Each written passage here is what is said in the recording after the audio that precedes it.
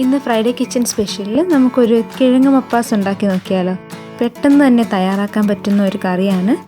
ഒത്തിരി ഇൻഗ്രീഡിയൻസ് ഒന്നും ഇതിനാവശ്യമില്ല. നമ്മുടെ കിച്ചണിലുള്ള ഇൻഗ്രീഡിയൻസ് ഒക്കെ തന്നെ മതി ഇത് ഉണ്ടാക്കാനായിട്ട്. എൻ്റെ മമ്മിയൊക്കെ ഉണ്ടാക്കുന്ന ഒരു മെത്തേഡിലാണ് ഞാനിന്നിവിടെ ഉണ്ടാക്കാൻ പോകുന്നത്.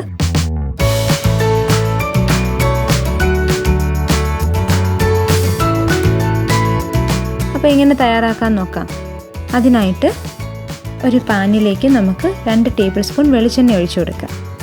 എണ്ണയൊന്ന് ചൂടാകുമ്പോൾ ഇതിലേക്ക് ഒരു ചെറിയ പീസ് കറുവാപ്പട്ട, ഒരു ഏലക്ക, ഒരു ഗ്രാമ്പു ഇവയൊന്ന് ചേർത്ത് കൊടുക്കാം. കുറച്ച് കറിവേപ്പിലയും കൂടി ചേർത്ത് നന്നായി വഴറ്റി കൊടുക്കുക. ഇതൊന്ന് ചൂടായി വരുമ്പോൾ ഇതിലേക്ക് നമുക്ക് ചെറുതായി അരിഞ്ഞ് ഇഞ്ചി, വെളുത്തുള്ളി, ഒരു ചെറിയ പീസ് ഇഞ്ചി, ഒരു 4-5 വെളുത്തുള്ളിയാണ് എടുത്തേക്കുന്നത്. ഇത് നമുക്ക് ചേർത്ത് ഒന്ന് വഴറ്റി കൊടുക്കാം. ഇനി നമുക്ക് ഇതിലേക്ക് ഒരു 3-4 പച്ചമുളക് കൂടെ നടുവേ കീറി ഇത് ചേർത്ത് കൊടുക്കാം.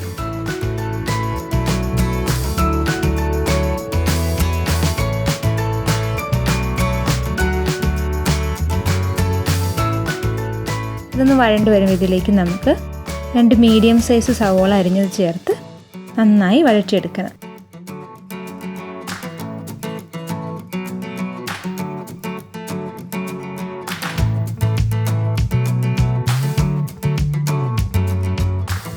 കുറച്ച് ഉപ്പ് കൂടി ചേർത്ത് കൊടുക്കാം. സവോള നന്നായിട്ട് വഴണ്ട് വരണം. മെയിനായിട്ടെന്ന് പറഞ്ഞാൽ ഈ സവോള നന്നായിട്ട് വഴണ്ട് വരുന്നതാണ് ഈ കറിക്കുള്ള മെയിനായിട്ടുള്ളത്. ഇനി നമ്മൾ പൊടികളോട് ചേർത്ത് മൂപ്പിക്കുന്നത്. അപ്പം സവോള എപ്പോഴും നന്നായിട്ട് വഴണ്ട് വരാൻ ശ്രദ്ധിക്കണം. ഇപ്പോൾ സവോള നന്നായിട്ട് വഴണ്ട് വന്നിട്ടുണ്ട്. ഇനി നമുക്കിതിലേക്ക് ഒരു 1/4 ടീസ്പൂൺ മഞ്ഞൾപ്പൊടി ചേർത്ത് നന്നായിട്ടൊന്ന് മിക്സ് ചെയ്യാം. സവോളയും മഞ്ഞൾപ്പൊടിയും കൂടെ നന്നായിട്ടൊന്ന് മിക്സ് ചെയ്തെടുക്കുക. അതിനുശേഷം നമുക്കിതിലേക്ക് 1 ടീസ്പൂൺ മല്ലിപ്പൊടി, 1/2 teaspoon garam masala, 1/2 teaspoon meet masala, 1/4 teaspoon കുരുമുളക് ചേർത്ത് നന്നായിട്ട് മിക്സ് ചെയ്യുക. പൊടികളുടെ പച്ചമണം മാറുന്നിടം വരെ നന്നായിട്ട് ഇളക്കി കൊടുത്തുകൊണ്ടിരിക്കുക.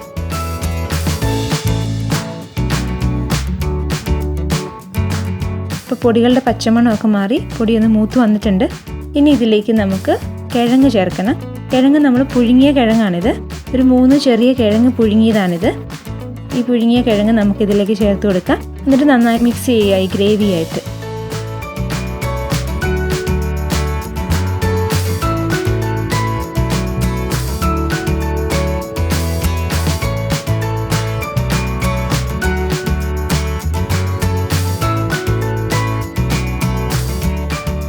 നമ്മളിത് ഇനി തേങ്ങാപ്പാൽ ചേർത്താണ് ഈ കറി ഉണ്ടാക്കുന്നത്.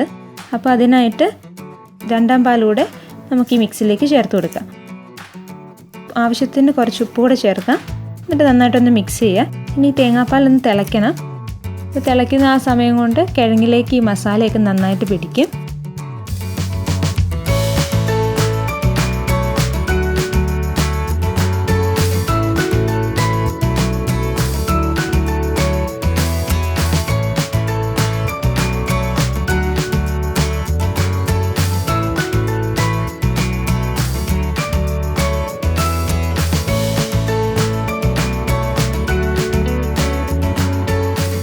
ഇപ്പം ഇത് തിളച്ച് വന്നിട്ടുണ്ട്. ഇനി നമുക്കിതിലേക്ക് 1ാം പാൽ കൂടെ മിക്സ് ചെയ്യാം.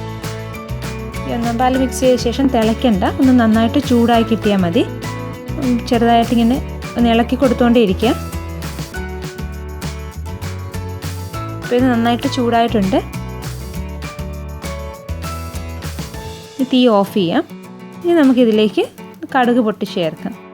കടുക് പൊട്ടിച്ച് ചേർക്കാമെന്നോ, ഞങ്ങളൊക്കെ കടുക് പൊട്ടിച്ച് ചേർക്കാമെന്നാണ് പറയുന്നത്. അല്ലെങ്കിൽ കടുക് താളിച്ച് ചേർക്കാം.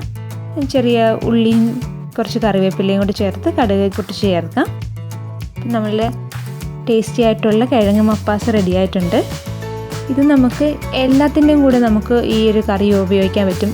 ചോറിനായാലും അപ്പത്തിനായാലും അല്ലെങ്കിൽ ബ്രെഡിനായാലും ടേസ്റ്റി ആയിട്ടുള്ളൊരു കറിയാണിത്. നിങ്ങളെല്ലാവരും ഒന്ന് ട്രൈ ചെയ്ത് നോക്കണം കേട്ടോ. വെജിറ്റേറിയൻ ഇഷ്ടപ്പെടാത്തവർക്ക് പോലും ഇഷ്ടപ്പെടുന്ന ഒരു നോൺ വെജിൻ്റെ ടേസ്റ്റോടെ കിട്ടുന്ന കറിയാണിത്. അപ്പോൾ നിങ്ങളെല്ലാവരും ഇതൊന്ന് ട്രൈ ചെയ്ത് നോക്കണം കേട്ടോ.